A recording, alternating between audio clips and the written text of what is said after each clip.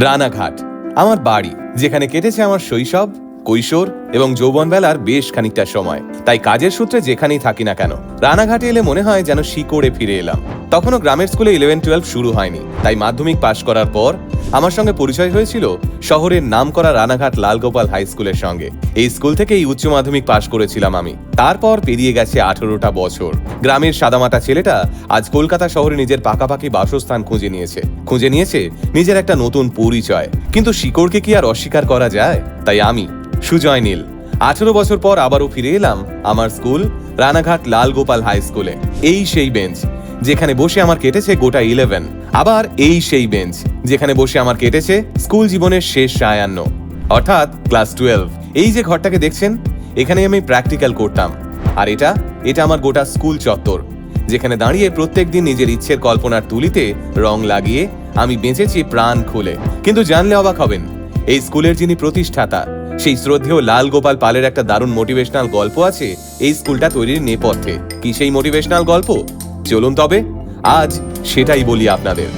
Ranaghat Lalgopal high school আজ থেকে প্রায় 100 বছর আগে যদি আমরা ফিরে দেখি, তাহলে আজকের রানাঘাট আর সেদিনের রানাঘাটের মধ্যে আকাশ পাতাল পার্থক্য ছিল। সেই সময় রানাঘাট তেমন উন্নত হয়নি। রানাঘাটের নিম্নবিত্ত ছোট ব্যবসায়ীরা তখন সবে নিজেদের পরিবার নিয়ে মাথা তুলে দাঁড়ানোর চেষ্টা করছেন। আর ঠিক সেই সময় ব্যবসায়ী লালগোপাল পাল লক্ষ্য করেন, রানাঘাটে জমিদার বা উচ্চবিত্ত মানুষের জন্য শিক্ষার সুযোগ থাকলেও শিক্ষার আলো থেকে বঞ্চিত হচ্ছে নিম্নবিত্ত গরিব শ্রেণীর মানুষেরা। কারণ সেই সময় রানাঘাটের মতো অনুন্নত অঞ্চলে সাধারণ মানুষের জন্য কোনো স্কুল ছিল না।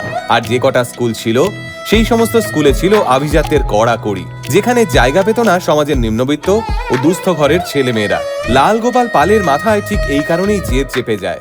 তিনি সিদ্ধান্ত নেন, তিনি এমন একটা স্কুল বানাবেন যেখানে সমাজের দুস্থ ছেলেমেয়েদের পড়তে আসার আগে দুবার ভাবতে হবে না। এমন স্কুল, যে স্কুলে জায়গা পাবে সেই সমস্ত ঘরের ছেলেমেয়েরা যাদের কাছে দুবেলা ভাত খাওয়াটাই বিলাসিতা। কিন্তু একজন বড়লোক ব্যবসায়ী হঠাৎ গরিব মানুষের কথা ভাবা শুরু করলেন কেন? এমন দৃশ্য তো সমাজে বিরল। আসলে শৈশবে লালগোপাল পাল নিজেও দারিদ্র্যের কারণে 4র্থ শ্রেণীর বেশি পড়বার সুযোগ পাননি। তাই তিনি খুব ভালো করেই জানতেন গরিব হওয়ার যন্ত্রণাটা। এই স্কুলের সুদীর্ঘ ইতিহাস ঘাঁটলে জানা যায়, একবার নাকি এক জমিদারের ভরা সভায় লালগোপাল পালকে ইংরেজিতে লেখা একটা অভিনন্দন পত্র পড়তে দেওয়া হয়েছিল। কিন্তু দুর্ভাগ্যবশত ক্লাস 4 পাস লালগোপাল পাল সেদিন ইংরেজি পড়ে উঠতে পারেননি। তাই সেদিন ইংরেজদের তিরস্কারে চোখে জল নিয়ে ওই ভরা সবার মাঝেই তিনি নিজেকে কথা দেন, এই অপমানের জবাব আমি দেবই। আর সেই জবাব হবে সাধারণ মানুষের জন্য একটা স্কুল, যেখানে শিক্ষার সুযোগ পাবে সবাই, শিক্ষিত হবে সবাই। সেই সময় কাপড়ের ব্যবসা করে লালগোপাল পাল যেটুকু অর্থ জমিয়েছিলেন, সেটা দিয়েই তিনি স্কুলের জন্য জমি কিনেছিলেন। আর এভাবেই 1926 সালের 21শে জানুয়ারি স্কুলের নামে জমির দানপত্র করে এই স্কুলটা প্রতিষ্ঠা করেছিলেন শ্রদ্ধেয় লালগোপাল পাল। 1926 সালে প্রতিষ্ঠা হলেও এই স্কুল সরকারিভাবে স্বীকৃত হয় 6ই ডিসেম্বর 1930 সালে। আর তারপর 1955 সালে মেয়েদের জন্য আলাদাভাবে স্কুল চালু করা হয়। এরপর 1976 সালে স্কুলটি উচ্চ মাধ্যমিক স্তরে উন্নীত হয় এবং 2010 সাল থেকে এই স্কুলে উচ্চ মাধ্যমিক স্তরে কোয়েড চালু হয়। 2024 সালে এই স্কুলে বাংলার পাশাপাশি ইংরেজি মাধ্যমও শুরু হয়।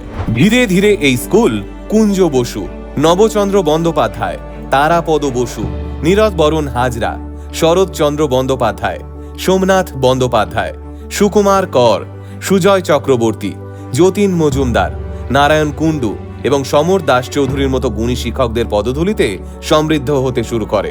লালগোপাল পালের পুত্র কৈবল্যনাথ পাল, যিনি বিগত 60 বছর ধরে স্কুলের সম্পাদকের দায়িত্ব একা পালন করে নজির সৃষ্টি করেছিলেন। উল্লেখ্য, এই মানুষটার হাত ধরেই 1955 সালে লালগোপাল বালিকা বিদ্যালয়টি প্রতিষ্ঠা হয়েছিল। তাঁর দেখানো পথ অনুসরণ করেই তাঁর সুযোগ্য পুত্র শ্রী সলিল কুমার পাল দীর্ঘকাল এই স্কুলের সম্পাদক হিসেবে স্কুলের আধুনিকীকরণের কাজে মনোনিবেশ করেন। শ্রদ্ধেয় লালগোপাল পালের নাতি শ্রী দিলীপ কুমার পাল আজ এই স্কুলের অন্যতম স্তম্ভ, যিনি 2 হাতে আগলে রেখেছেন তাঁর ঠাকুরদার তৈরি করা এই মহিরুহকে।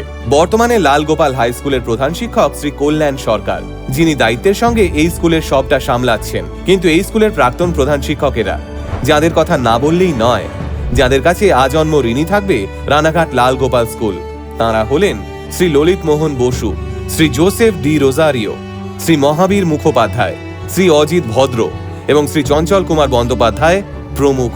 এবার আপনাদের বলি এই স্কুলের কৃতি ছাত্রদের কথা।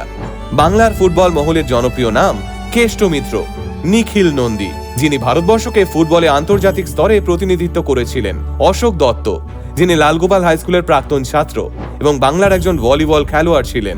এছাড়াও এই স্কুলের যেসব প্রাক্তনীদের নাম স্বর্ণাক্ষরে লেখা রয়েছে তাঁরা হলেন ডক্টর হরপ্রসাদ সমাদ্দার, বিখ্যাত কবি জয় গোস্বামী। স্বাধীনতা সংগ্রামেও এই স্কুলের ভূমিকা ছিল চোখে পড়ার মতো। স্বাধীনতা আন্দোলনে এই স্কুলের ছাত্র ও শিক্ষকদের সক্রিয় অংশগ্রহণের বীরত্বগাথা আজও স্বর্ণাক্ষরে লেখা রয়েছে ইতিহাসের পাতায়। এই স্কুলের প্রায় ৩৫ জন ছাত্র সরাসরি যুক্ত ছিলেন স্বাধীনতা আন্দোলনের সঙ্গে।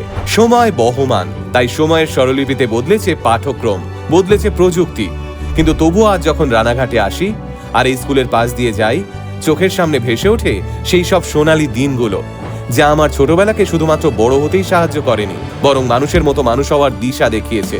আসলে রানাঘাট লালগোপাল হাই স্কুল শুধুমাত্র ইট কাঠ পাথরের তৈরি একটা বিল্ডিং নয়, এ যেন এক জীবন্ত ইতিহাস, যে ইতিহাসের গায়ে আজও লেগে আছে বহু স্বনামধন্য মানুষের পরিশ্রমের ঘাম। প্রজন্মের পর প্রজন্ম এই স্কুল প্রাঙ্গণে এসে শিখেছে মানুষ হতে।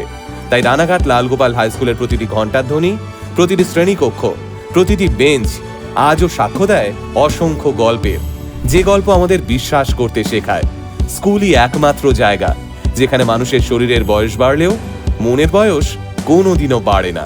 তাই আজকের দিনে দাঁড়িয়ে রানাঘাট লালগোপাল হাই স্কুলের আগামী প্রজন্মের জন্য রইল অসংখ্য শুভ কামনা। তোমরা অনেকটা বড় হও আর পৃথিবীর বিভিন্ন প্রান্তে এই স্কুলের নাম উজ্জ্বল করো।